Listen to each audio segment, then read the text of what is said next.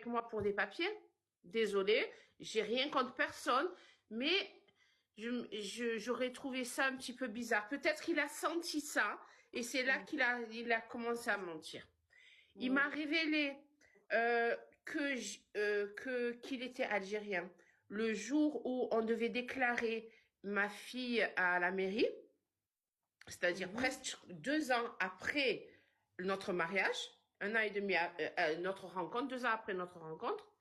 Et ce qui s'est passé, c'est il, bon, j'avais un joli bébé dans mes bras, ma petite Fifia là. Je lui ai pardonné Ouais. Mhm. parce que je me suis dit, bon, il est un homme bien, donc je vais lui pardonner, c'est pas grave. Khalas, معليش. Voilà. Et donc, après ça, j'ai eu ma deuxième fille. On était très heureux, j'étais très heureuse avec lui. Rien ne manquait, on était super bien. Et après notre deuxième fille, il a commencé à- comment dire, en Angleterre, il est parti dans des mosquées qui sont pas des mosquées de personnes maghrébines, c'est plus salafistes, on va dire, des choses comme ça. Mais Mhm. allez, c'est pas grave. Mais le problème, c'est que ça lui a mis sa tête à l'envers. Et il a commencé à changer beaucoup, beaucoup, beaucoup. Et il m'a demandé à moi de porter un niqab. Je portais le hijab à l'époque.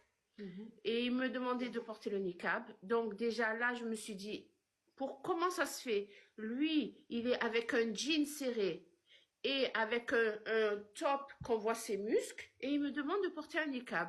Mhm. C'est bizarre. Donc, j'ai acheté en ligne un petit device que tu mets une puce dedans et que tu Oui. peux appeler pour écouter qu'est-ce qui se passe autour de la personne. Je l'ai espionné. Donc, je lui Mhm. ai mis ça dedans son manteau. Il y avait une petite un zip là. Je l'ai mis Oui. dedans. Et j'ai eu le choc de ma vie. J'étais en train d'allaiter ma fille et mon cœur est parti dans mes pieds quand j'ai compris, mais maintenant j'ai compris que c'était en fait une soirée d'adieu, je pense. Voilà. Et bon, ben, le lendemain, donc, je commence à préparer mes affaires, les affaires, tout le monde, je dis aux filles de ramener les affaires, tout dans les valises et tout et tout. Et après, il me dit, attends, je dois te parler, ça va. Je dis oui. Il me dit, tu, pardon. Mhm. Il m'a dit, j'ai quelque chose à te dire et je vais rester ici à Algérie et les filles aussi ils vont rester. Et là, Ouais, j'ai c'est- compris direct que ça allait pas. Mhm. Il a tout préparé, tout manigancé. Il avait tout négocié, pas seul, avec sa famille, parce que sa Bien sœur, sûr, bien sûr.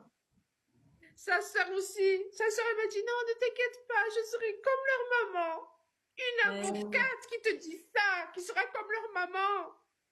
C'est quoi ça? je- La hawla wa la quwwata. C'est un truc de malade, c'est pas possible.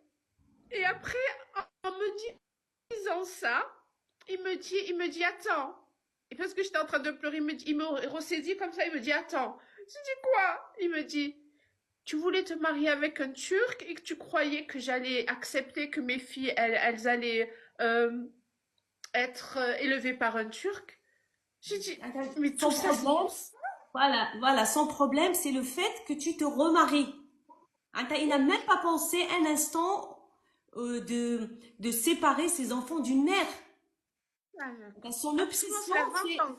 le fait de te remarier. Tout à fait.